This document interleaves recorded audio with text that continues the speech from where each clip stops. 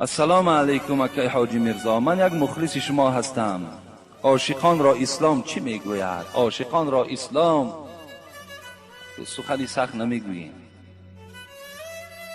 عاشقی این جایز نیست در اسلام. دادرای عزیز، جوانای عزیز، عاشقی خود معنی ندارد.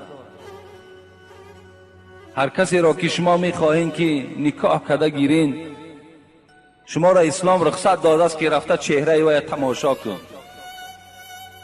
رو وی ببین، خوب است، خوب صورت است، بد صورت است، خوش سخن است، بد سخن است، همه اینها را از تجربه بگذران و بعدا چیکار کن؟ و نکاح کده بگیر. لیکن اجازت نمیدهد اسلام که تو با او دستی به دست کرده و ماها و سالها با او یک جایه بگردی و آخر آمده بعد نکاح کده گیری. این حرام است در اسلام، اجازت نیست. شما وقتی یک دست یک دختر را می قپین، من به همه شما یک سخن را می رسانم، فقط خواهر خودتان پیش چشم بیارید. فقط خواهر خودتان. وقتی تو دست یک خواهر برادر می قپی، هیچ وقت نیتی تو نیتی پاک نیست، تو دروغ میگوی. با دلی صاف، این دلی تو صاف میشد، دستی او دختر قپیده و فشرده و از دستی او راحت نمی بردی. او دلی تو خیلی دلی غجد است، او دلی تو خیلی دلی سیاه است. او را من میبینم، من میفهمم. تو دروغ میگویی. وقتی دستی او را قپیدی، تصور کن که یک رفیقی تو دستی خواهری تو را میقپد، خودت را چه تصور میکنی؟ مادام برای خودت که نمیخواهی، برای برادر مسلمان تم نخواه. یک برادر تم بیچاره را در غم اندون افتان، تا که فردا یک رفیقش میگوید میدانی خواهرت با فلانی دیدم. خیلی آدم غمگین میشود، ناراحت میشود.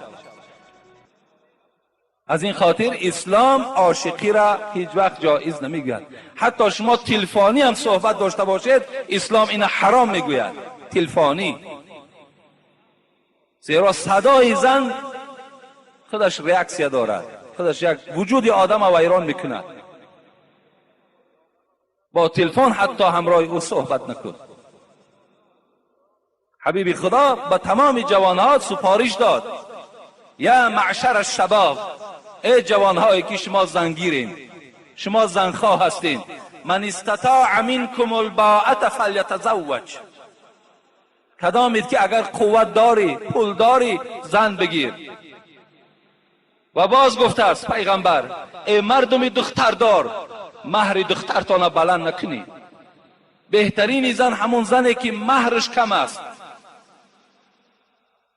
دختر تا نرخ قیمت نمان که آیسته آیسته پای مردم دیگر از دروازه تو کنده می شود. این دختر است، او شهوت دارد و هم شوهر می فارد، روز از روزها تو را به آب رو می کند با این نرخ نوایی که تو در او دختری خود گذاشتی. جوانها را می گوید کدامت پول داری، مال داری، زن بگیر. فإن لم یستطیع، ای حبیب خدا اگر نداشته باشیم چی؟ فعلیکم بالصوم فانه وجاء. گفتن جوانای عزیز، مادامی که نداشته باشین، خدا شما را صاحب مال و ملک کند و دخترها را، دختردارها را خدا انصاف دهد. شما روزه گیرین تا که شهوت شما، همون شهوتتان به واسطه روزه شکسته شود. روزه بگیرین. گفت روزه شما را مانده میکند، روزه شما را شکسته میکند، همون طغیان شهوت از بدن شما دور میکند. این از توصیه پیغمبری خدا.